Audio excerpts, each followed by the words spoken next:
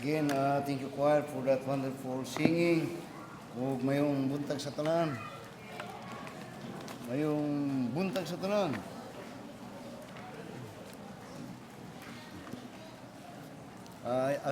If you notice, ang atuang siling atong pagabag-og nahapit-hapit na mahuman.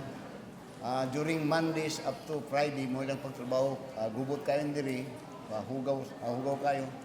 O hopefully mga next week murag mga human-human ni diri. Og doon na mga ang design sa ato ang kuan diri, yada ring butangan daw ding mga chandelier. Mga chandelier. Kuyaw na ni.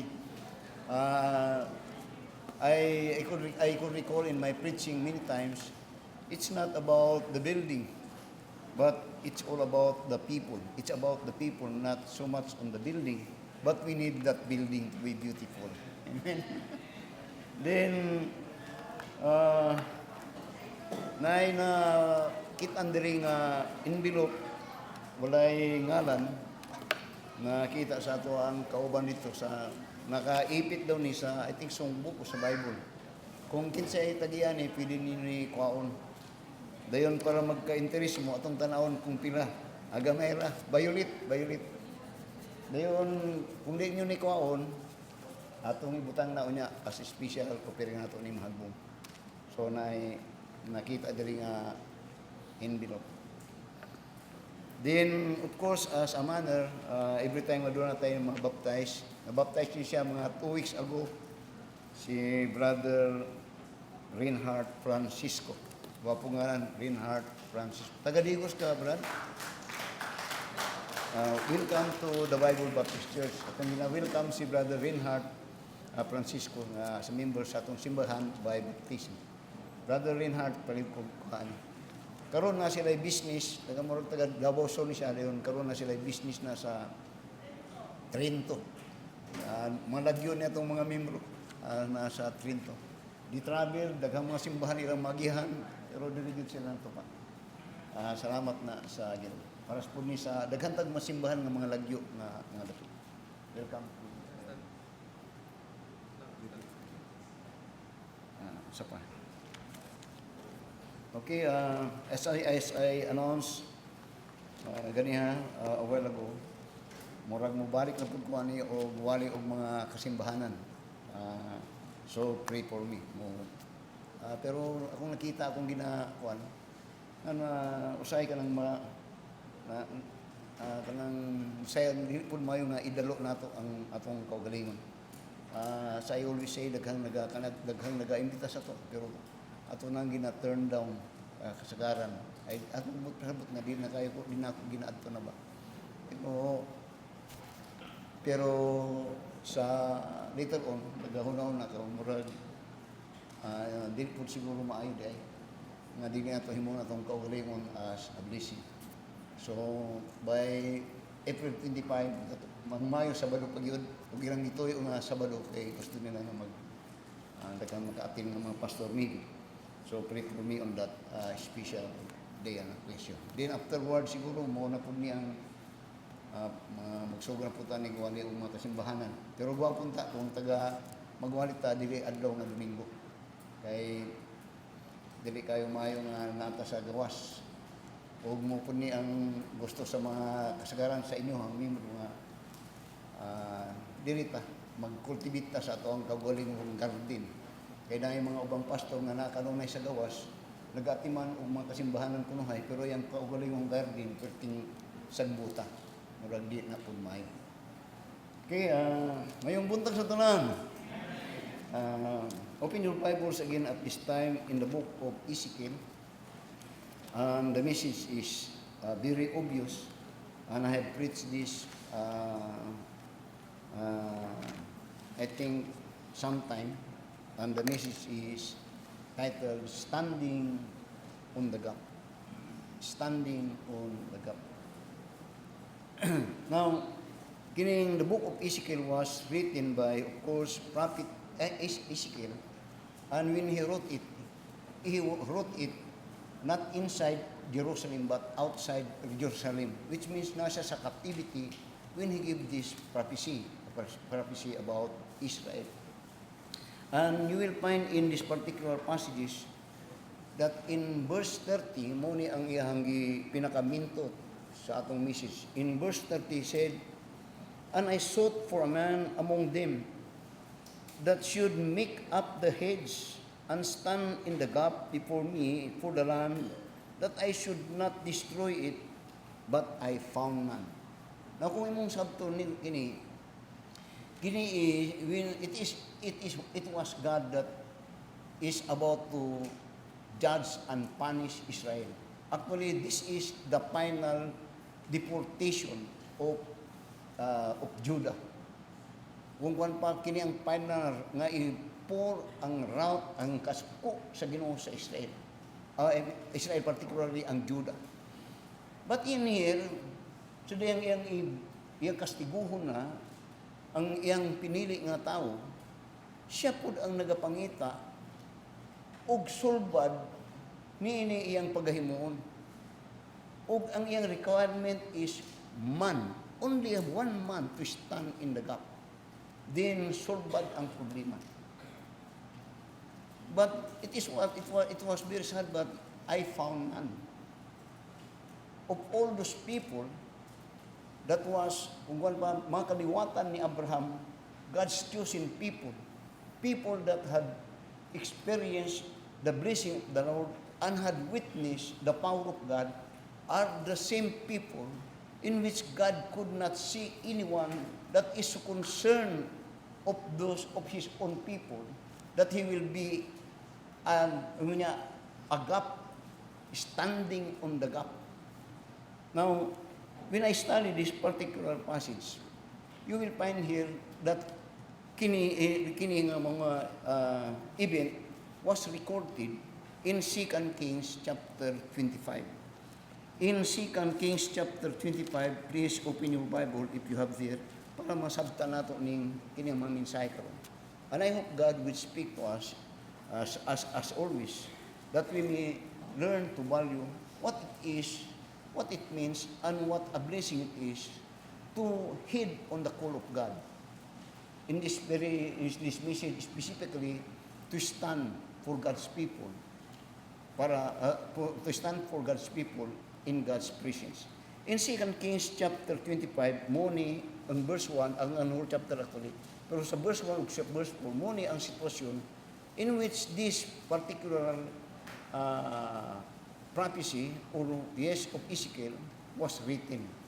Ingon niya sa verse 1, "And it came to pass in the 9th year of his reign, in the 10th month, in the 10th day of the month, that Nebuchadnezzar, king of Babylon, came, he and all his hosts, against Jerusalem, and pitched against it, and they built forts against it round about." Nang pasubot, in this time, ang Jerusalem was sieged. Pasubot, gipalibutan ang tibok Jerusalem. O this time, in this prophecy of Ezekiel, it is already 2 years nga gipalibutan. Nga gipalibutan, nagasukol sila, pero sa diyan gipalibutan sila, gipagutman sila, gilisod-lisod yun sila. O ang rason is for them to surrender. Then, notice what had happened niya.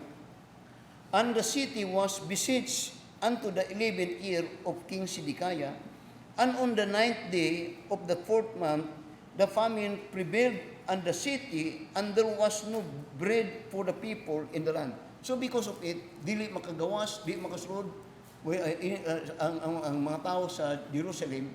Karon, of course, what had happened is famine, kalisod.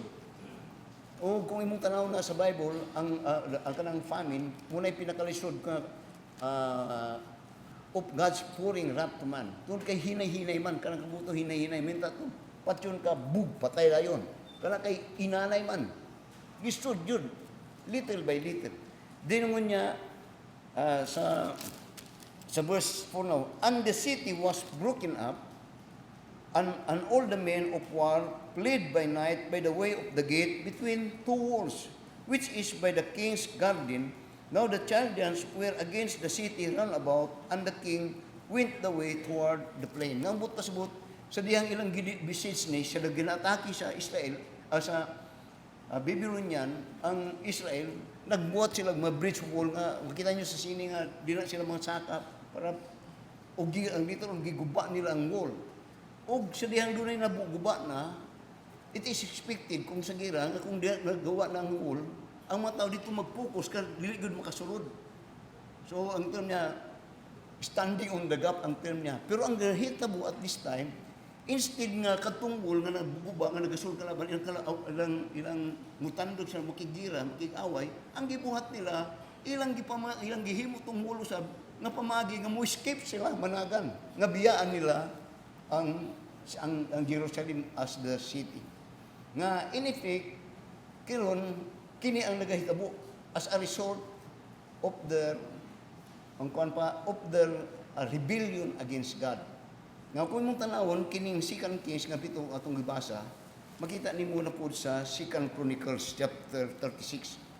This is what had happened actually sa 2 Chronicles chapter 36 and in verse 15. Okay ba mo? As I grow old, I hope nga, kanto sa bata pa ko nga mag-uwali, usa ka tiks na, doon ako na ng saysayon. Dayon kan. Pero karon ginasangkot ng tamo diha sa pulong sa Ginoo. So actually mo ni ang nahitabo ditong gihisgutan sa 2 Kings chapter 25. Mo ni ang iyang detalyado ni sa 2 Chronicles chapter 36 and in verse 15 to verse 20. Kanawa sa 2 Chronicles chapter 15. At 2 Chronicles chapter 36.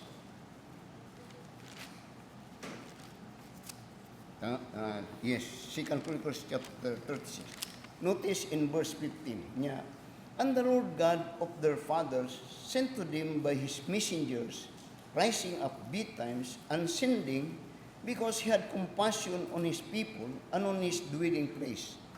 But they mocked the messengers of God and despised his words and misused his prophets until the wrath of the Lord arose against the people till there was no remedy. So, diri ginaiskutan nila ang compassion sa Ginoo. That before the wrath of God fall, God give them a chance. And God's way for these people to hear the message of God, a warning or a chance for them to reconcile to God and consider their ways, amend their ways and repent and of course mubalik din sa Ginoo. Ang pamagi sa Ginoo is niya, he sent them his messengers, which are the prophets. Itong timan ninyo na, kaya mubalik na ron, may skutan ng prophets later niya. And the Lord God of their fathers sent to them his messengers, prophets, praise niya, rising up betimes and sending, because he had compassion on these people and on his dwelling place. But they mocked the messengers of God and despised his words and misused his prophets until the wrath of the Lord arose against his people till there was no remedy. Now, let me pause. Now, did he destroy it? I'm just continue. Then in verse 17, therefore he brought upon them the kings of Chaldeans, who slew their young men with their sword in the house of their sanctuary, and had no compassion among young men and maiden, old man, or him that stood for age. He gave them all into his hand. And the vessels of the house of God, great and small, and the treasures of the house of the Lord, and the treasures of the king, and his princes, all this he brought to Babylon. And they burned the house of God, and break down the wall of Jerusalem, and burned all the palaces thereof with fire, and destroyed all the godly vessels thereof, and them that had escaped from the sword carried he away to Babylon, where they were servant to him and his sons until the reign of the king of Persia.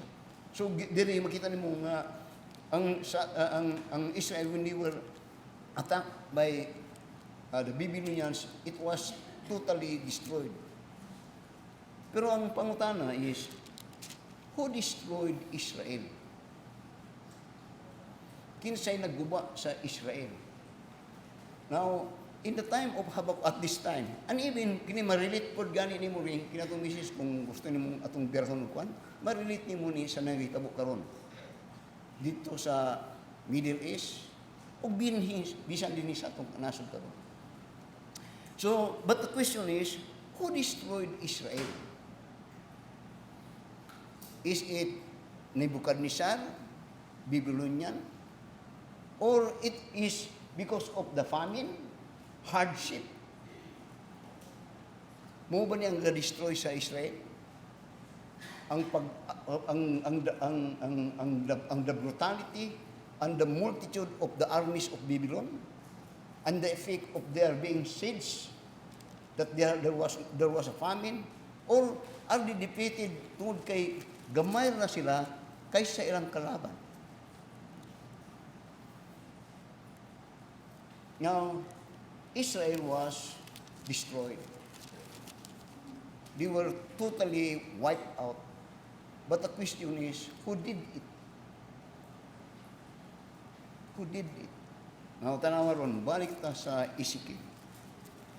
Ezekiel chapter 22.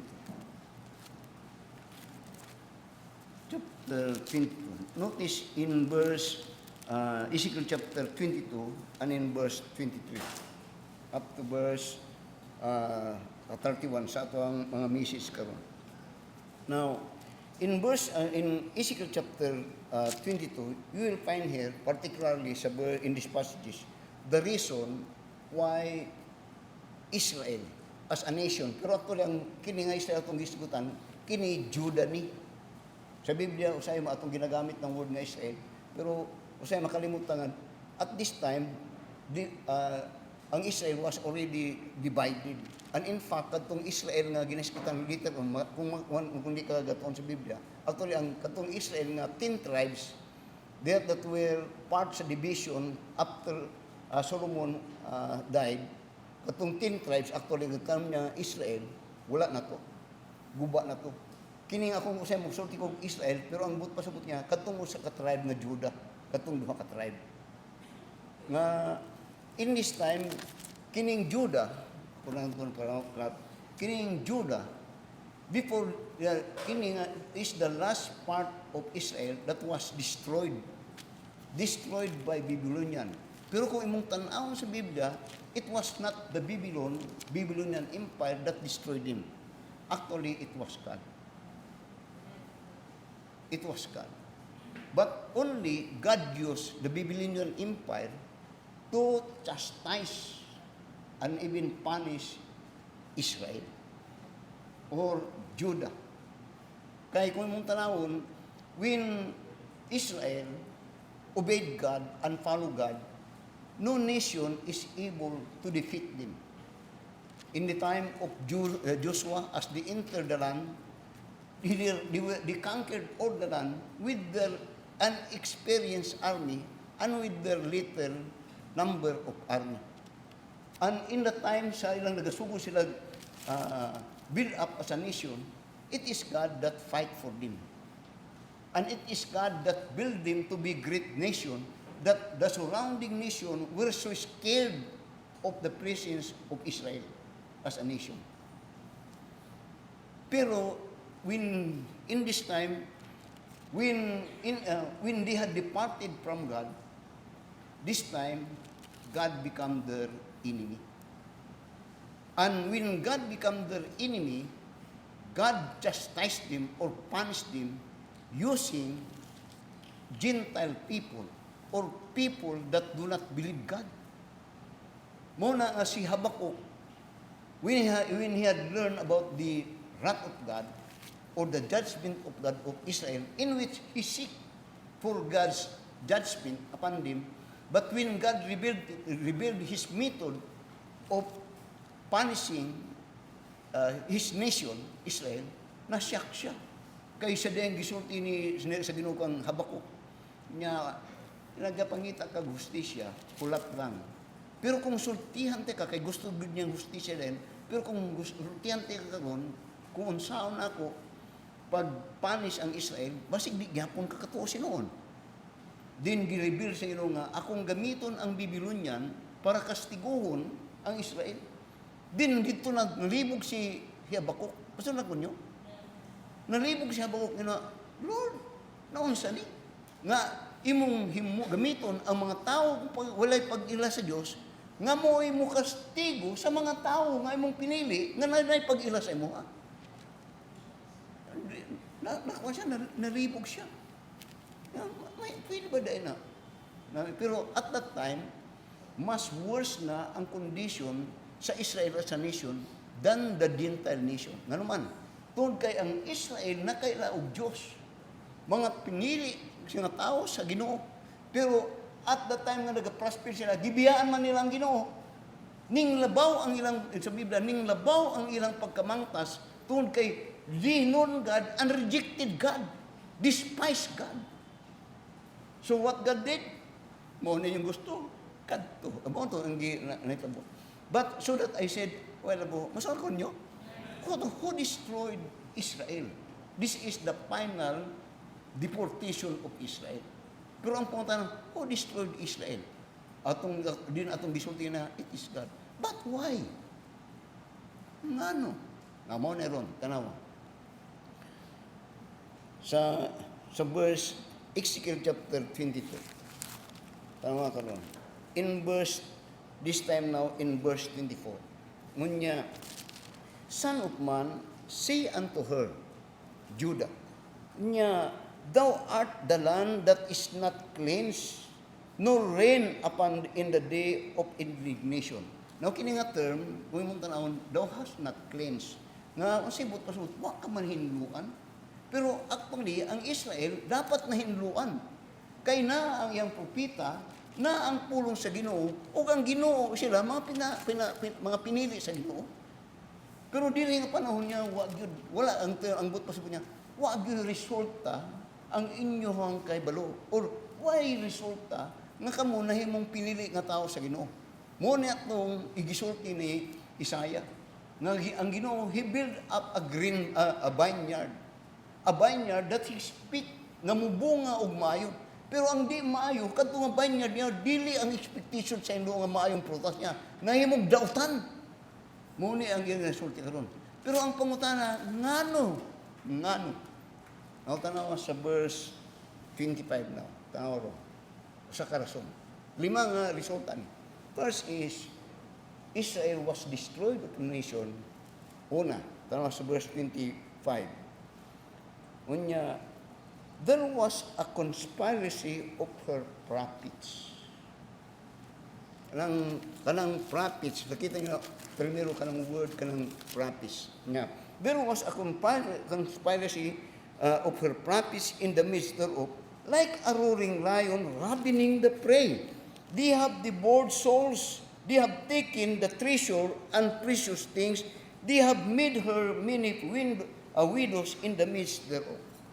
Now, first, ang rason nganong guba sila as a nation, it was God that destroyed them. But, ngano man, tungod kay una ang ilahang mga propita. Kining mga propita, mo'y tinugyanan sa Ginoo, nga diin, ginugyanan sa Ginoo sa iyang mga pulong, nga diin mo na isulti niya sa iyang mga tao, nga ang tao mapahinumduman sa kayo sa Ginoo, o mapahinumduman sa tao nga, uy, naidili, mga aldihang dapita, ayun niyo nagbuhata. The prophets are God's messenger of truth. Ang una nga naguba sa Israel, nawa sila sa kamatuoran. Ngano, tungod kay ang gisaligan sa Ginoo, nga mo'y mo padayag sa kamatuoran, nalahi naman ang iyang direksyon. Mga vital, una sa tanan kini, bantayanan ni. The fall and rise of the nation, mubasig yun na sa mga minsahero sa Ginoo. Pero matuwis maguba gani na guba gyud. When the spirit of man is destroyed, guba gyud. Guba siya ug maguba ang iyang palibot. So, first, dunay tinugyanan ang Ginoo. Pero ang tinugyanan sa Ginoo, wa na mabarugan ang purpose nganong gitawag siya nga himong speaker sa Ginoo. Very sad.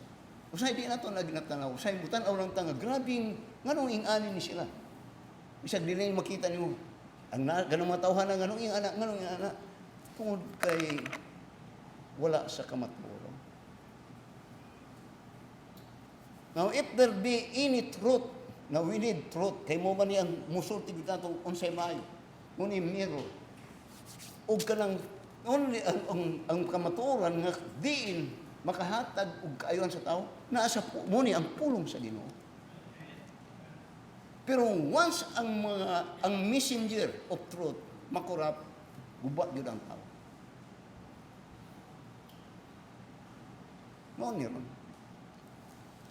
Muna nga, ang term niya, they were blinded. Why are they blinded? Are they not educated? They were much educated. They are so much of professional. But when they are not in the truth, they were corrupt. Actually, ang number one nga nito mo di, halos tanan sila corrupt. Pero nga no to, wala yung nagasulti sila sa kamaturan.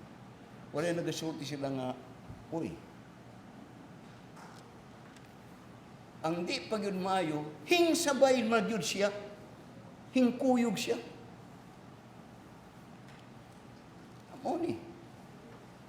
Moni naitabo din. Number one, katong mission. Bantayanan. Now, nga naman tungod kay, at the beginning, pero kung istunan ni mo ning Israel actually, particularly, ingon ako nga, ako mahirapad burden yung pan, particularly kaning 10 tribes, wa gyud maayong prophet o walay o gyud maayong priest ani nga dapit. Kadtong una nga giguba sa Ginoo. Ang Juda duna kining Juda nga tuan. Usani nga kung tawagon kini si Ezekiel. Pero then when he speak about this, iyang nakita kay siya sugo sa kanong wa na gyud. Wa niya mapili. Ngano? They were corrupted. Tanaw sa verse 30 balik-balik man sa verse 25. Notice what these people did niya. There is a conspiracy of her prophets. But pasabot sila tanan. Now, din unya in the midst of their like a roaring lion ravening the prey. They have devoured souls. Tawag na word devoured souls. Kanang word nga murag lion ba nga giguba nila, gikaon. It's a picture when a prophet speak nice. Guba gyud ang tao. Muna yung picture. Kung magtanaw mo ng mga layon nga ginakaon nilang mga mayang madakot. Yun. Kunis, muna ang picture niya. Huwag muna ang picture karon kung imog yung tinunod. Din niya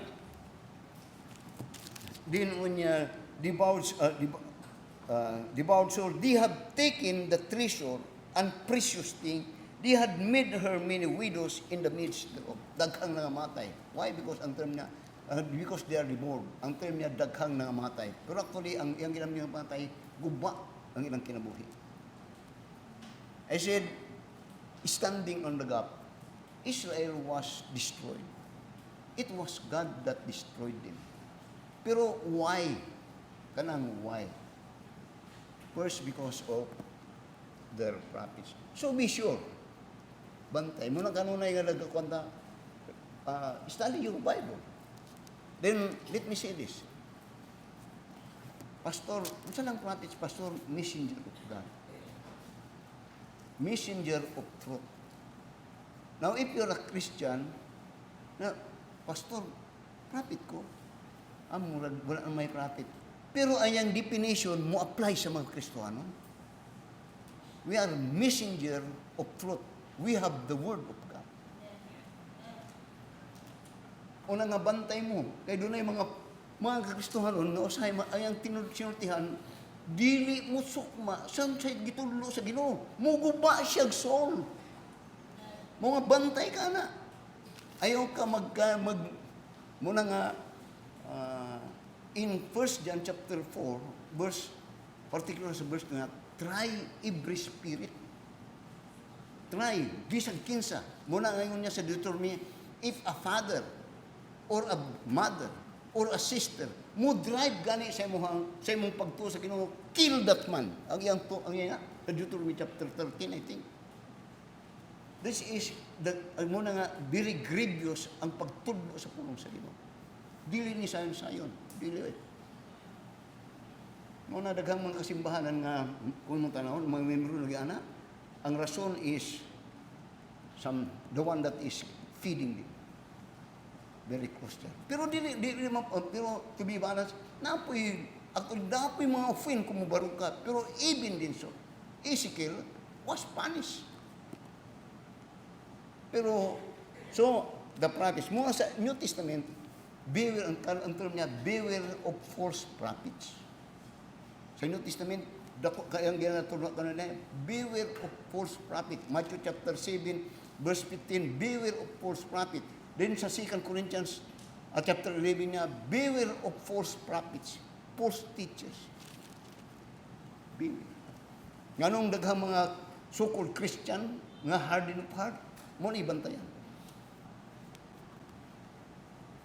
Then, second, tanawa, why? Why God destroyed them? Why? Because, first, kadtong tigtudlo sa pulong sa Ginoo, the speaker of truth was corrupted.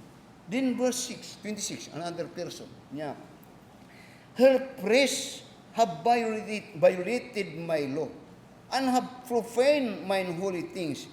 They have put no difference between the holy and profane, neither have they showed difference between the unclean and the clean, and have hid their eyes from my Sabbath, and I profane among them. Now, tanaw itong words about the priest. Now, muni ang punuan sa problema actually sa Israel. Ug muni ang problema, bantayanan karon. Ug kanad to pa ni. Muni ang nahimong rason nga nang nagsiklod ko. Nga mo nang nagsiklod karon, murag mo pinapunta. Pero ingani na nga mensahe na po. Bantayanan. Tanawa ang mga palahubog. Tanawa ang mga drug addict. Tanawa na sila nganong mana. Tanawa ang ilahang tigpakaon silang kalagog spirito. Tanawa. Tanawa bisag dinhi sa Pilipinas karon. Tanawa.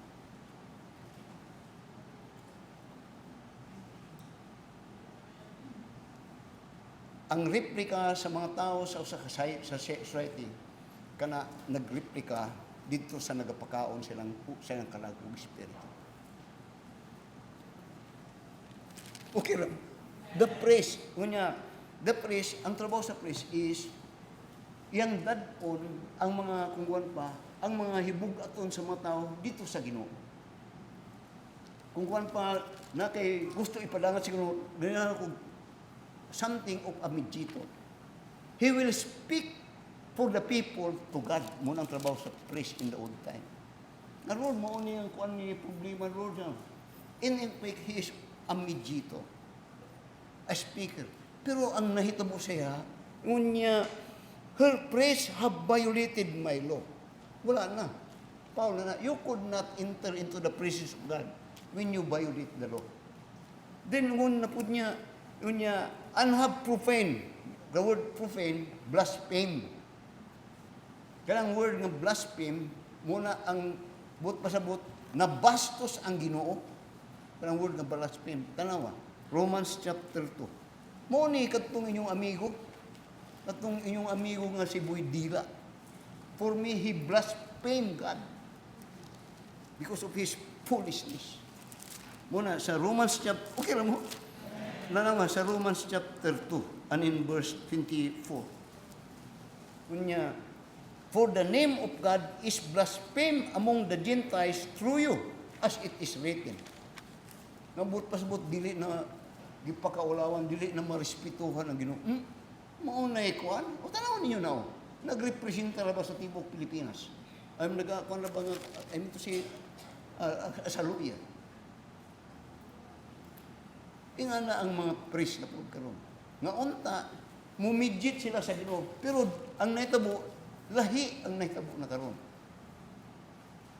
Tanawa, balik sa verse 26 niya, her priests have violated my law and have profaned, blasphemed, or Unang word verse niya, atong akong isulti na ganyan niya, and my friend, and they have not put no they have put no difference between the holy and profane, neither have they shewed difference between the unclean and the clean, and have hid their eyes from my Sabbath, and I profane among them. Wala na. Then notice another, pas na kayo, padurong ta sa verse 30-31. Then notice in verse 27, another one. Ngunya, her princes in the midst thereof are like wolves ravening the prey to shed blood and to destroy souls to get dishonest gain. Now, kining her princess ni, ang but pasabot ni, ang ilang panggobyerno. Ang result na tawag sa pagguba. How Israel was destroyed. Ug ingani pud ni ang mga nason ug ang kalibutan. Pero mayro ang prophet. Wala na. The messenger of truth, guba na. Ang priest na mo patawala, guba na po. Now, ang term niya they are corrupt.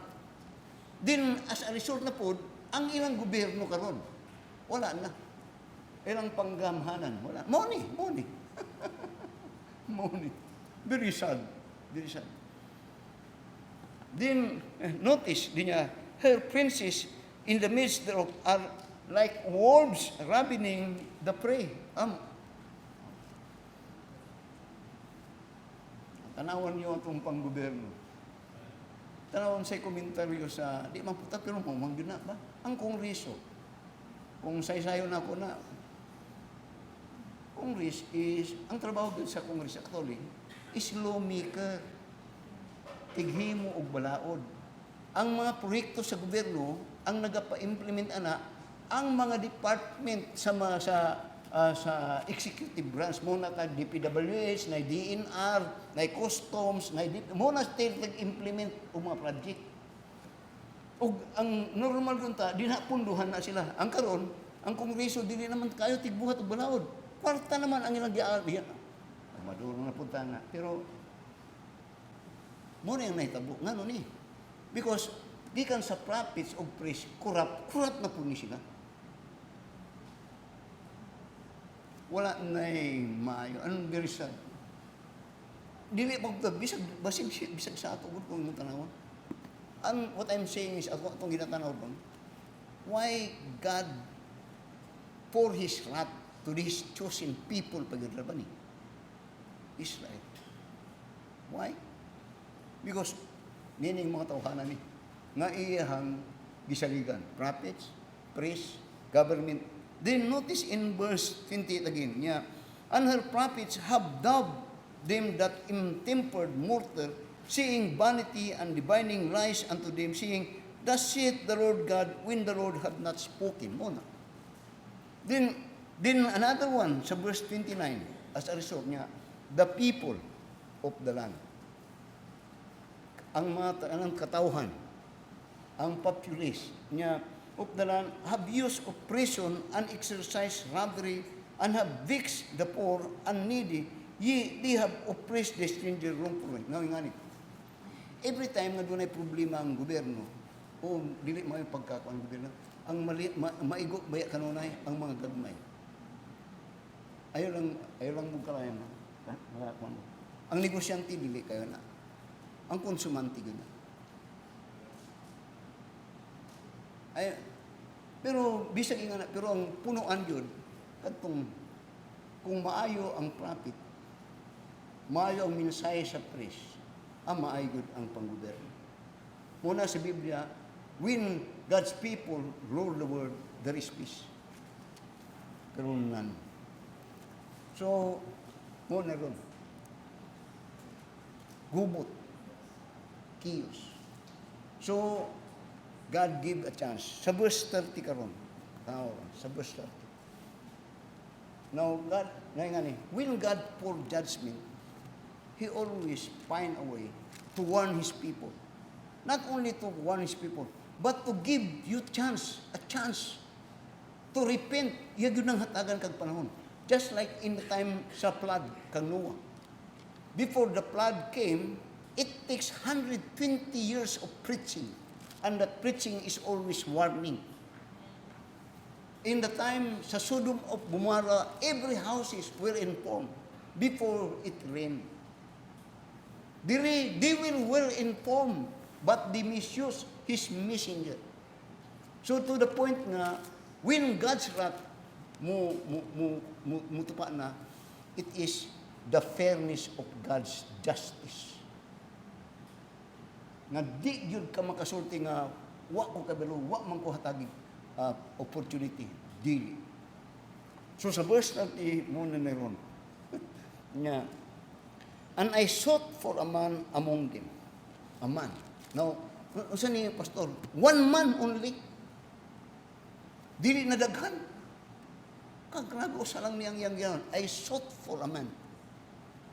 Then niya, that should make up the hedge and stand in the gap before me for the land.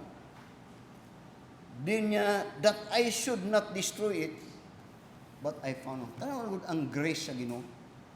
Ang grace sa Ginoo, gabay lang kayo ang requirement.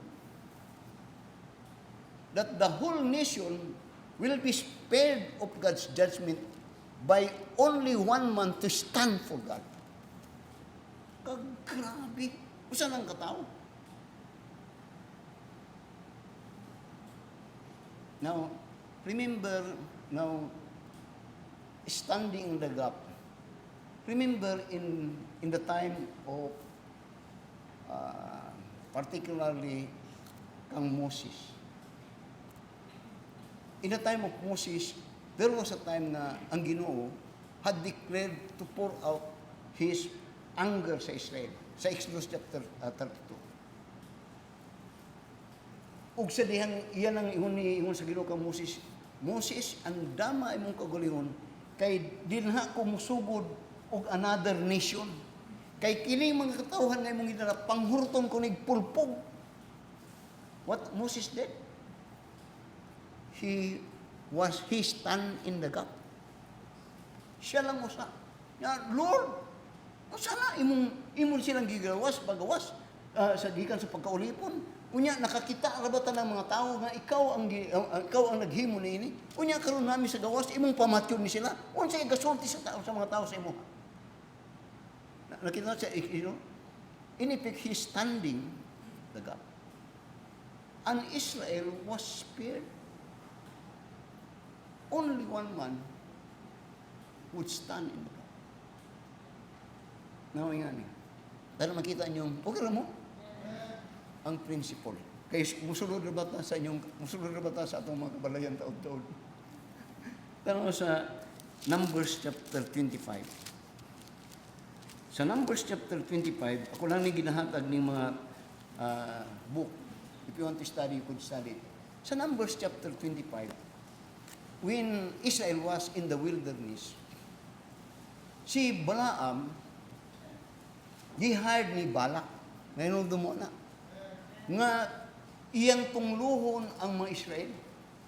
Wala ito nahitabo. Kay gibandlo sa Ginoo si Balaam. But what Balaam did, kay di man niya matunglo ang Israel, which now are being blessed of God, ay ang iyang gimo, gitudloan niya si Balak kung saan pagguba sa Israel. Ang gigamit niya is katong word na fornication or mixed marriage. Sa diyang nahitabo ni, suko ang Ginoo kay of course, kanang fornication good, ang usaan nga kanagut-gutan niya, mo tuwis na sa imong kasing-kasing. Tuwison niya ma-change ka. Ug ang nahitabo diri, nahimong idolater worshipper ang mga tao sa wilderness. Ang yang gibuhat karon si Moses lagot siya. Pero dunay usa nga anak niya Aaron nga gipanghandag si Pinihas. Ako ni ginasa si Pinihas ang gibuhat ni Pinihas. Nasakpan nakita niyo tong duha nga kuan iyang gidugsak. Ang duha nakita niyo to. Abi ni mo sa gisulti sa Ginoo. Kini si Pinihas mubarog ni sa kuha nga malinawon. Siya, I will give him peace forever siyang kinabuhi. Why? Because he stand in the gap. Antay buto, ning barog siya, unsay matarong. ug angayan diha sa Ginoo. Sayon na pastor, alisod. Lisod. I was in the government. Kasabot yun ko na. Kaya when you, sometimes kung minus-minus ka, when you stand in the gap, you stand for truth, you will be an enemy of all your friends. And even sa imong surroundings, you will be an enemy. And sometimes kung marugyod ka, bisan pag imong asawa o imong banosay, masuko o panghimaroton kung hinay-hinay. Pero in the eyes of God, He's looking for this one. May nung mo kang Joseph. Joseph stand in the gap. Kay namdum mo kang Esther, ano mo Esther? Esther stand in the gap. Siya lang mo sa. Pero ning di siya nag-change sa culture o nag-change sa political system atong panahon ni Nebuchadnezzar, ni Ahasuerus. Why? Because there is a man that stand for God, for truth. He stand. Si Daniel, siya lang mo sa. But he stand in the gap for four nga mga emperors. Siya ang nag-roll, ang Ginoo. Ngano to? He had that audacity. Daghan siyang kalaban. Pero when you stand in the gap, it is that God will stand beside you.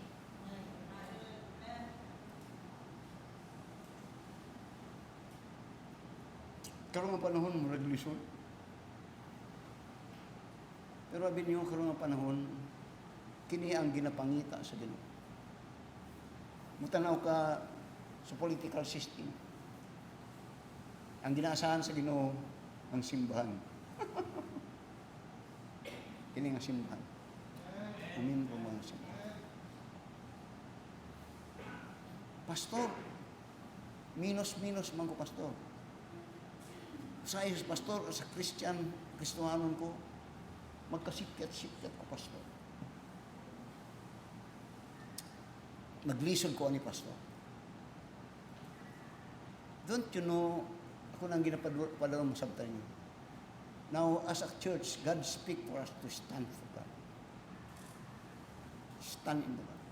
Pero bisan usay mong pagtanong nga di ka ngayon, kay magkasipyat-sip ka, don't you know that your Savior is standing the gap for you? I mean to say, usay masipyat ta.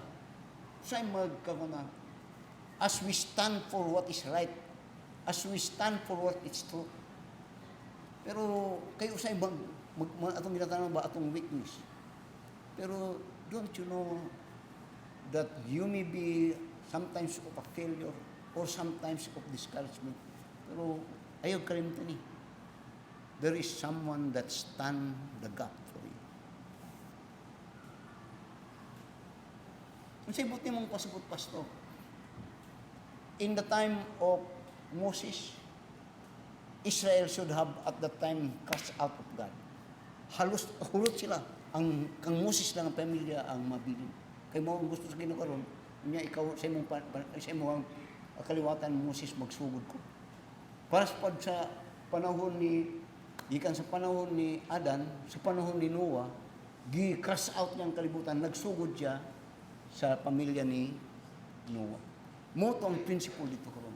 Pero when Moses stand up the gap, whole Israel was saved from the wrath of God. Masandaw ka ninyo? Diyon yun ako nga, karon murag wala na pastor, dili ay. Ang ginaasahan is the church. Pero usahay, makita na ito na di ta able. Di na dili. When you stand for God, God is standing for you. Tanaw, Hebrews chapter 7. Tanaw sa verse 25. Okay na mo? Hebrews chapter 7, verse 25. Tanaw. In verse 7, datin ito niya, wherefore, He is able also to save them to the uttermost that come unto God by Him, saying, He believeth to make it intercession for them. Kung sana, say, atong kinabuhi sa mga kasipyatan, nor kon yun na. Pero there is one that's standing in the gap for us. And that is the Lord Jesus Christ. He's standing in the gap. Nga ang but pasabot, this is an encouragement for us to stand in the gap also. Among those people na naa sa atong palibot.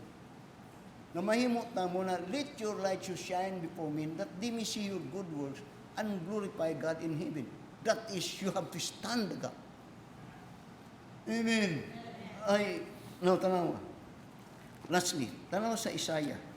Isaiah chapter 6. In Isaiah chapter 6, and in verse 3, Isaiah chapter 6, and in verse 8, verse 9, I'm about to close.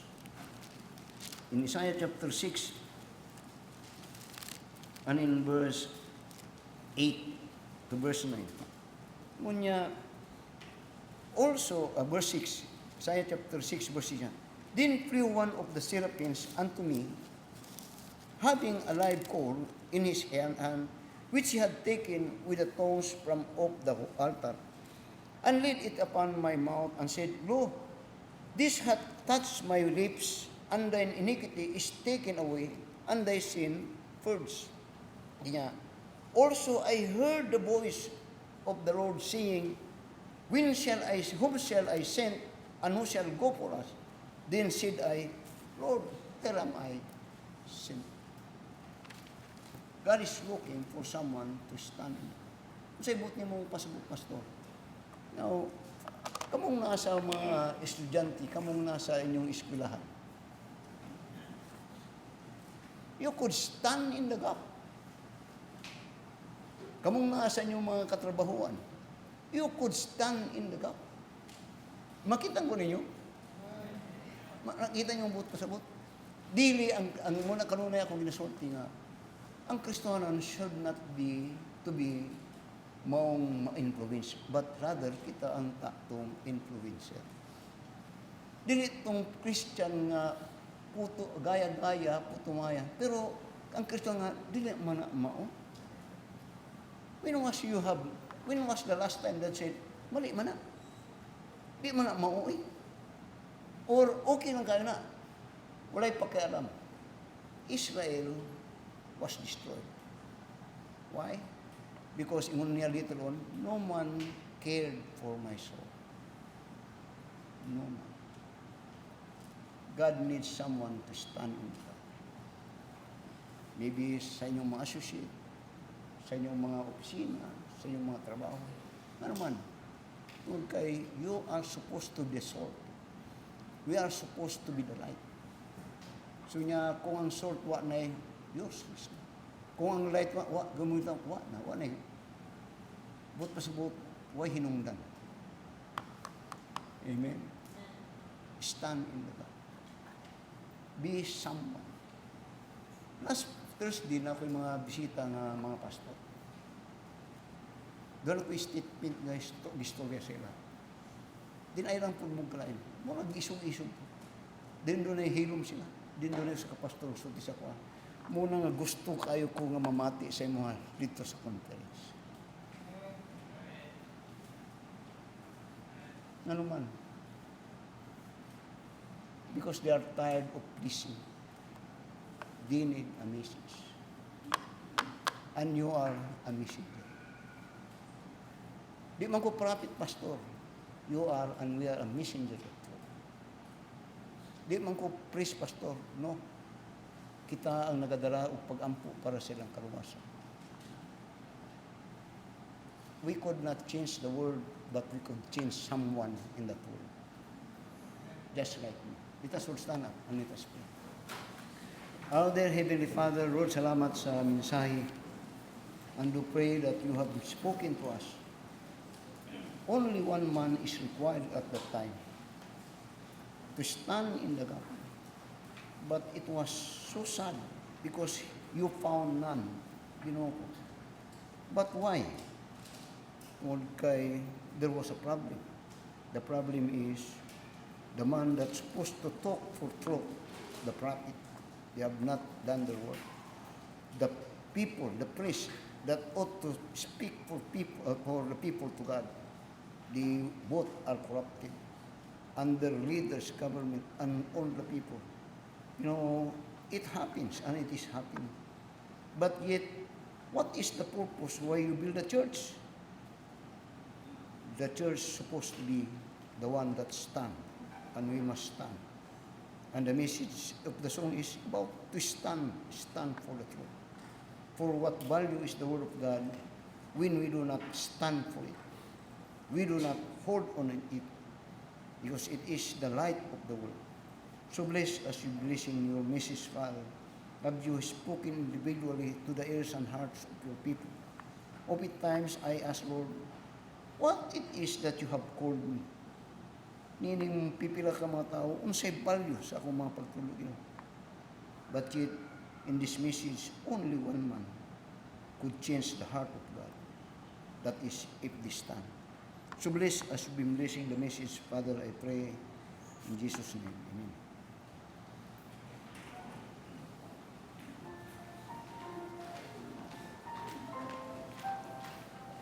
Living for Jesus, our God is true, striving to please Him in all that I do,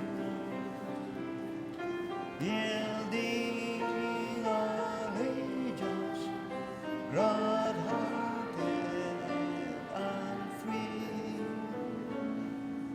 This is the pathway of blessing for me. Oh Jesus, Lord and Savior, I give myself to Thee. For Thou in Thine atonement didst give Thyself for me. I own no other master, my heart shall be Thy throne. My life I give henceforth to Thee. All comes for Thee. Living for Jesus, who died in my place, bearing on Calvary my sin and disgrace. Such love constrains me to answer His call. Follow His leading and give Him my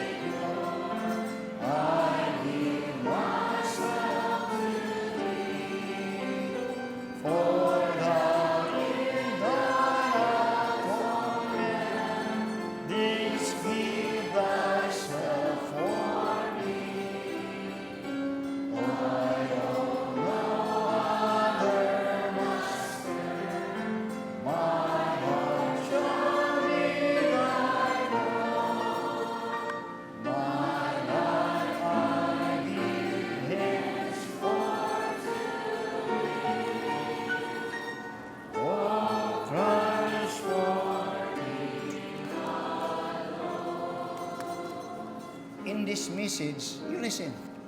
In this message, I am telling you, pagkadako sa tulubagon sa mamamulong sa pulong sa Diyos. Abin niyo what muna nga dako og tulubagon ang mamamulong sa pulong sa Diyos. Dako kayo ng tulubagon. It can destroy life. It will destroy life. Ganiha, natay membro diri nga may manner doon po kung sayo before devotion mag-istorya. Doon na tayo sa membro diri nga ano niya, pastor. Nakistorya daw niya ang iyang pag-umangkon na pastor. Dahil nung siya yung pastor. Swerte ka na si Pastor Clavero. Kaya ako, kamo daw mga very supportive sa simbahan. Swerte kayo.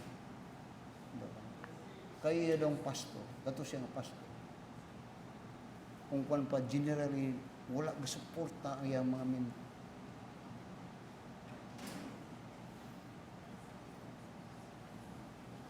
It is between di panggod kung ang tubaga na manggod ma'am kung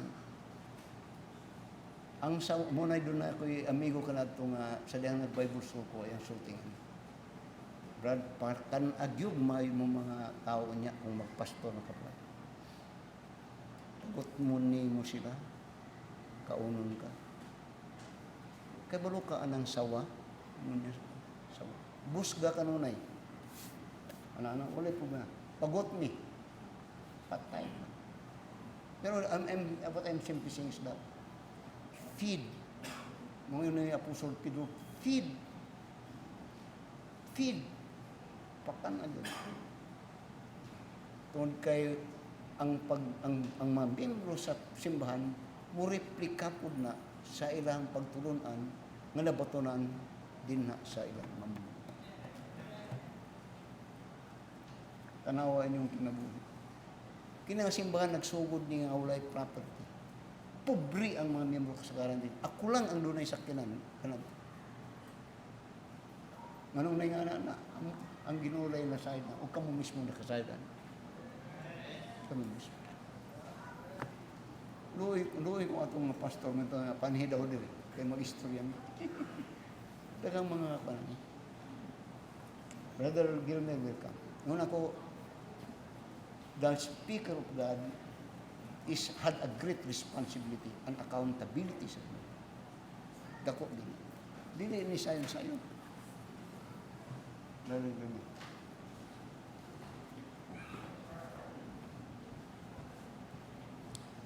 Let us pray. Our most gracious and loving Heavenly Father, we thank you, Lord, for the message this morning. Thank you, Lord, for the challenge, standing in the gap. We pray, Lord, that you help us to do what is right, to speak what is correct, and not fear kung unsa man ang isulti sa uban. Nga ang matag-o sa Ginoo should be God-pleasing and not people-pleasing nga characters o sa kakristohanon. Thank you so much, Lord, for reminding us to stand in the gap between your people or even between unsaved people and to you. Nga mo sulti kami Ginoo unsa ang naangayan o unsay kamatuoran Ginoo, for them also to learn and to know about you, about God. Salamat Ginoo sa mensahe this morning. Ug I know nga ang matag usa karon na challenge Ginoo na hagit nga dili magpakahilom, dili mo compromise, kundi mo speak out what is the truth and what is correct. Salamat Ginoo sa mensahe karon nga imong hatag kang Pastor Claver to share to us nga ipadangat nimo kanamo through him, o padayon ikaw Ginoo nga pakaon kanamo Ginoo sa imong mga pulong diin ikinahanglan mo kana Ginoo sa amuang kinabuhi as Christians Ginoo. Dasiga kami sa kanunay Dugangi pa gyud ang among gugma Ginoo diha sa pagsimba o pagpamati sa imong mga pulong. O gamita kami Ginoo for thy honor and glory. Salamat Lord sa presensya sa matag usa. I pray this time Ginoo sa among pagpauli, ihatag mo kanamo ang safety sa among mga dalanon, sa mga kaubanan nga dala og sakyanan. Ikaw maghatag kanila og abtik nga mata o una o kamot sa pag-drive Ginoo sa sakyanan. Ilayo mo Ginoo sa kadautan o katalagman Lord, sama sa mga nanglabing panahon nga ikaw nagaamping kanamo. Nagakalipay kami Ginoo nga magpauli karon nga busog kami sa imong mga pulong. All the glory and honor we give back to you. O kining tanan Ginoo among ginapasalamatan, ginasalig, ginaampo in Jesus Christ's name. Amen.